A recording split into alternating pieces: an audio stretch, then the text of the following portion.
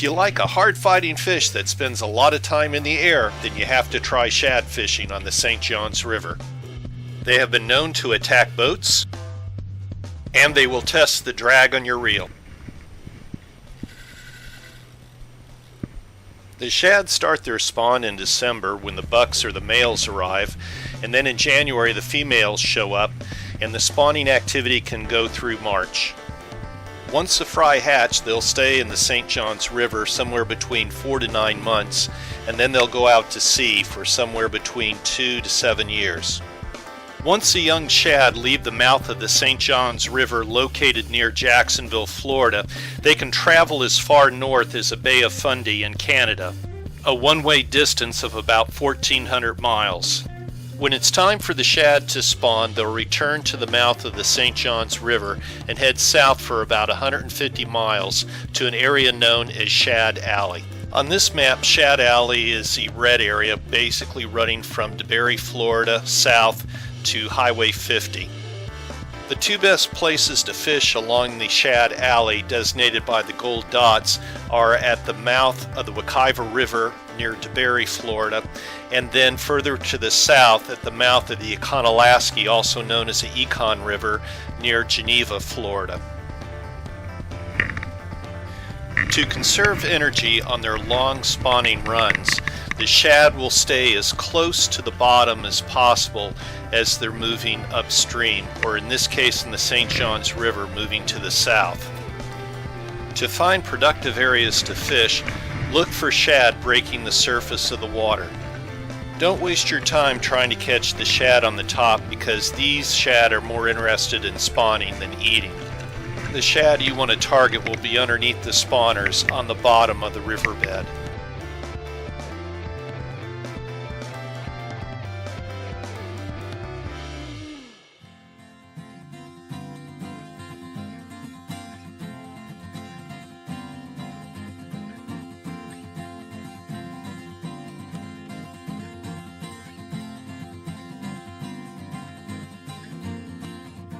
Shad look for areas of the river that has a hard bottom.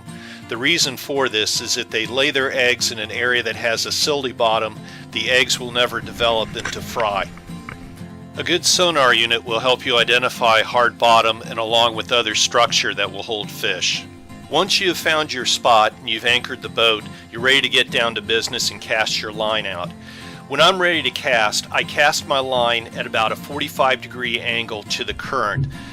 By doing this, it allows your bait to sink and then sweep across a wider part of the bottom as it goes directly behind the boat.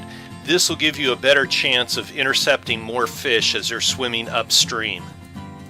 When you feel the fish striking your jig, sweep your rod tip back to set the hook.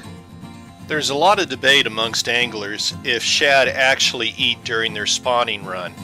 There was some research done by the American Fisheries Society that was done over a 5-year period from 2000 to 2005, looking at several hundred fish, and from looking at the stomach contents, they found that only 11% of the shad ate anything during their spawning run. So the biggest way of getting a strike is just to aggravate your fish into biting. Here are some of my favorite jigs and spoons for shad. My all-time favorite is the red and white color combination you see at the top. I also like the bob tail. I think a curly tail puts off too much vibration and actually scares away the shad. Shad are a great fish to catch on a fly rod. I would recommend using anything from a 5 to a 7 weight rod with either a sink tip or a full sinking line. Again, you want to get your fly down into the strike zone, which is going to be right on the bottom. The other thing is to cast your line at a 45-degree angle to the current and then let your line arc across the current behind the boat, and always mend your line to keep a tight line so you can feel those strikes as it's going down current. As far as flies go, you can't go wrong with the shad dart in either chartreuse, pink, or orange. As far as hook size goes, have a selection of flies from size 4 through 10, with the most popular sizes being 8 and 10. During peak shad catching times, you're going to have a lot of company on the water. like the Border Patrol here checking for undocumented fish. At one point I counted over 20 boats that were within 100 yards of me on the river. Even though it got a little crowded, it was still a beautiful day to be out on the water.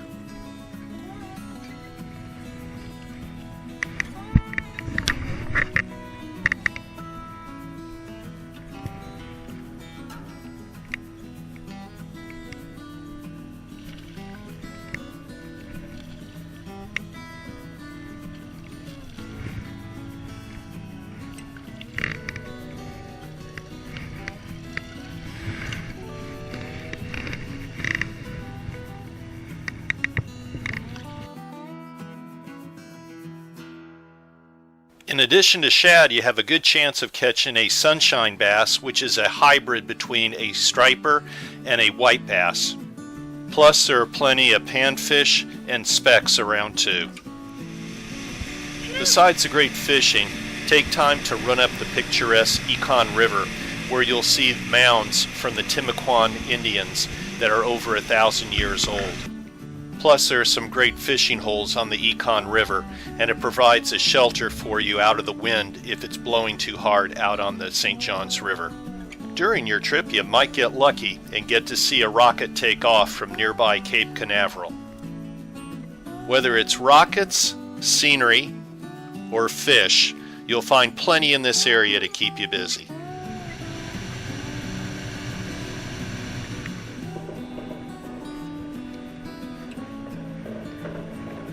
After a long and successful day out on the water, it's great to stop by the Jolly Gator for a cold beverage and some food. If you're coming from a long distance away or can't pack all your fun into one day, do what I did and camp out overnight at a local campground. Just be sure you get a campsite that has at least 2 trees so you have somewhere to hang your hammock, or have a Jeep with a good car rack. Thanks for watching, and I hope you enjoyed this adventure. Don't miss the next trip. Please subscribe to this channel if you haven't already. Until next time.